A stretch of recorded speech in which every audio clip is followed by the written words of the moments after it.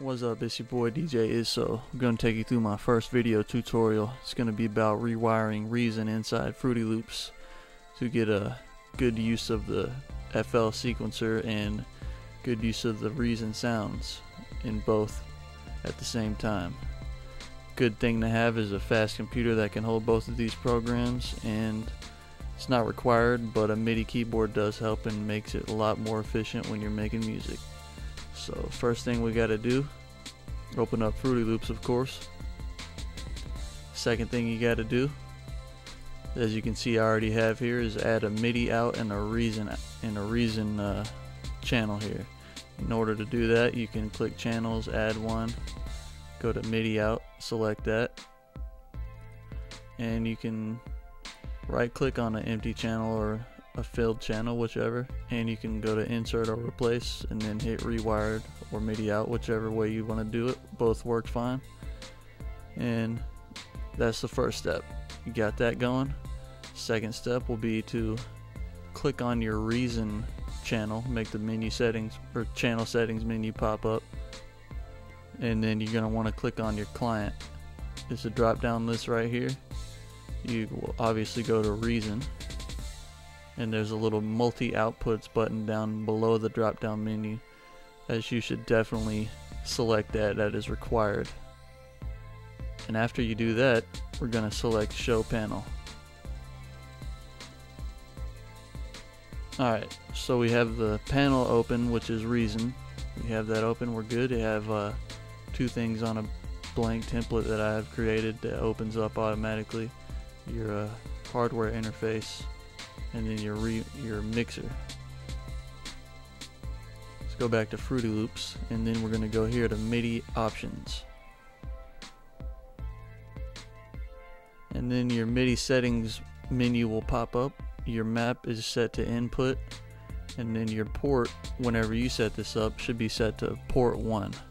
As you can see, when you hit add change, it'll pop open here and it'll say input port 1 to bus 6, and that's good. That means everything's going alright, and it should be to Reason 6, obviously. And then your channels, we already went over this in Reason. These are the hardware interface and your mixer, which are right here. Hardware interface, mixer. Okay, so we got that.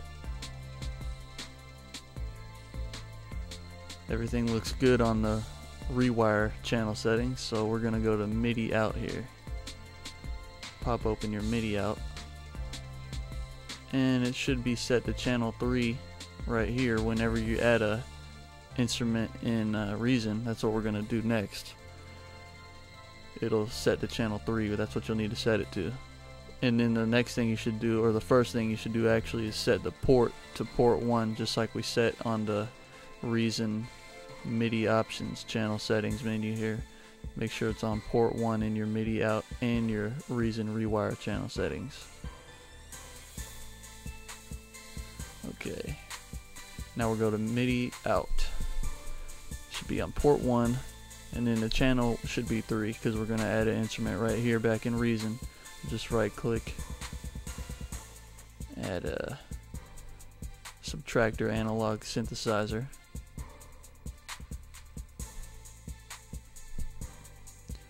And we'll just use a whatever warm pad. Okay, so make sure it's set to channel 3. I'll show you why right here. Go back to your MIDI options under your Reason, and then after we added that, it shows your channels here, and then number 3 is subtractor. And go back to your MIDI out, make sure that's set on channel 3, port 1. Everything looks good. Test some input.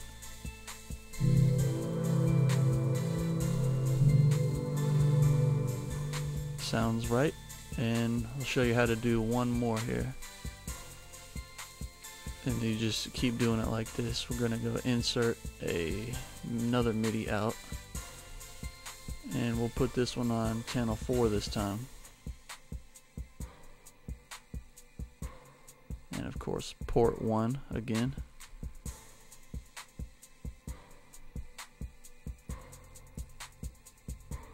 And we'll add a Thor this time. You can add whatever you want, just mixing it up a little bit. So now we'll go to MIDI out number 2 and test it.